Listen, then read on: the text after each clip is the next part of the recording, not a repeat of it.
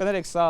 էնցիկլոպեդիա է, թե դասագիրք։ Երևանի քաղաքացիական դատարանը խորհրդակցական սենյակում է որոշելու զրպարտել են պատմաբան Նժդե Հովսեփյանն ու կրթության նախարարությունը Լեռնային Ղարաբաղի վերջին նախագահին, թե 9-րդ դասարանի դասագրքում շարադրել են չոր իրականությունը։ Սամվել Շահրամանյանը պահանջում է հերքել մեջբերեմ Լեռնային Ղարաբաղի Հանրապետության նախագահը ստորագրեց Լեռնային Ղարաբաղի Հանրապետությունը լուծարելու հրամանագիր արտահայտությունը։ Նա այսօր չցանկացավ պատասխանել լրագրողների հարցերին։ Դասագրքի համահեղինակ պատմաբան Նժդե Հովսեփյանը հակադարձում է, ինքը չի հորինել, հիմնվել է պաշտոնական աղբյուրի վրա։ Առաջին գրվել է Արցախի տեղեկատվական շտաբի հայտարարության հիման վրա, որը դրվել է բոլոր Հայաստանի լրատվական կայքերում։ Հովսեփյանը հիշեցնում է Արցախի տեղեկատվական շտաբի 2023 թվականի սեպտեմբերյան հրապարակումը, որտեղ հստակ նշված էր պետական հիմնարկների լուծարման եւ հանրապետության գոյության դադարեցման մասին։ Երբ որ ասում ենք, որ այս դասագրքում գրված է այս ձևակերպումը եւ գրված չի, թե պարոն Շահրամանյանն օրինակ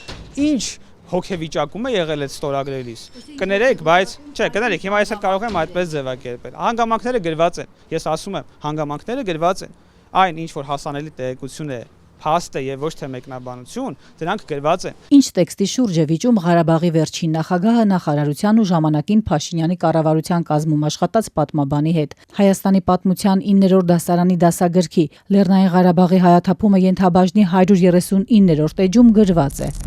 24 ժամ տևած ռազմական գործողության արդյունքում Լեռնային Ղարաբաղը տվեց 223 զոհ։ Լեռնային Ղարաբաղի Հանրապետության նախագահը ստորագրեց ԼՂՀ-ն լուծարելու հրամանագիր։ ԼՂՀ-ում մնացած ողջ հայ բնակչությունը ավելի քան 100,000 մարդ հարկադրված լքեց իր հայրենիքը։ Շահրամանյանի փաստաբան Ռոման Երիցյանը պնդում է, այս տեքստից ստեղծվում է տպավորություն, թե քանի որ նախագահը հրամանագիր ստորագրեց, բնակչությունը դրա հետևանքով տեղահանվեց։ Կարծում եմ բոլորիդ համար պարզ է եւ ակնհայտ, որ Արցախի հանրապետության բռնի տեղահանումը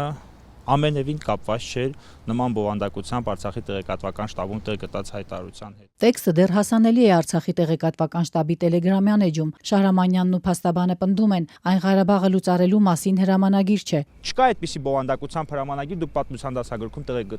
տալիս այդպիսի բովանդակությամբ հրամանագրի, որը իրականում գոյություն չունի, իրականում այդպիսի հրամանագիր չկա, որտեղից եք դուք հողում կատարում այդպիսի հրամանագիր։ Ոնց որ հողում էլ չեն կատարում գոնե տեղեկատվական շտաբին, որպեսզի երեխաները հնարավորություն ունենան գոնե տեղեկատվական շտաբին ծանոթանալ եւ տեսնել, որ այդ հայտարարությունն ու դասագրքում տեղ գտած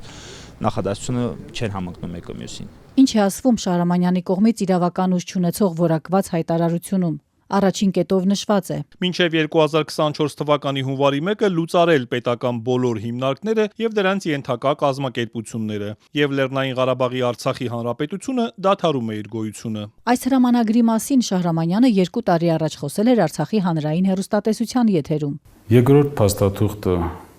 նախագահի հրամանագիրը, որը մեծ քննարկման առարկա է դարձել, որի գինը հենց բնակչության անվտանգ դուրսբերումներ, նաև այդ փաստաթղթի առաջի կետում նախատեսված էր,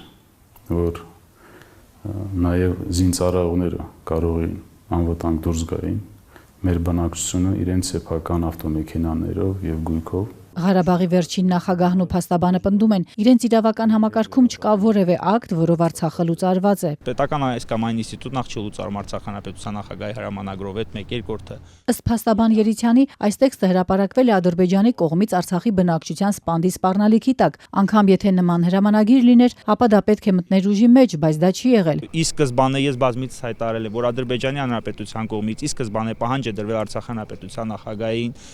կայացնել ազգային ժողովի նիստ, հրավիրել ազգային ժողովի նիստ եւ կայացնել հռչակագիր Արցախ հանրապետություն լուծարելու վերաբերյալ, ինչից մենք խուսափել ենք, ինչից։ Ըստ Շահրամանյանի ու փաստաբանի Հայաստանի պատմության 9-րդ դասարանի դասագրքում փորձել են Արցախի անկումը վերագրել վերջին նախագահին, չեն ներկայացրել այն օբյեկտիվ հանգամանքները, որոնց ճնշման ներքո էլ եղել է իրավական ուժ չունեցող այդ հրամանագիրը։ Շահրամանյանն ի դեպ այն չեղարկել էր 1 ամիս անց արդեն Հայաստանում, եւ սա արվում է Հայաստանի բարձրագույն իշխանության կողմից, պնդում է փաստաբանը։ Արցախի հանրապետության անկման փաստը, ժամանակավոր անկման փաստը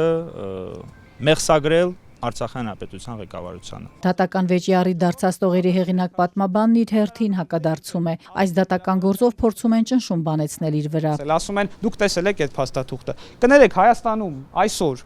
որևէ մեկը տեսել է Տիգրան Երվանդյանի եւ Կյուրոս Մեծի դաշինքը։ Ինչ որ մեկը տեսել է 66 թվականի Արտաշատի պայմանագիրը,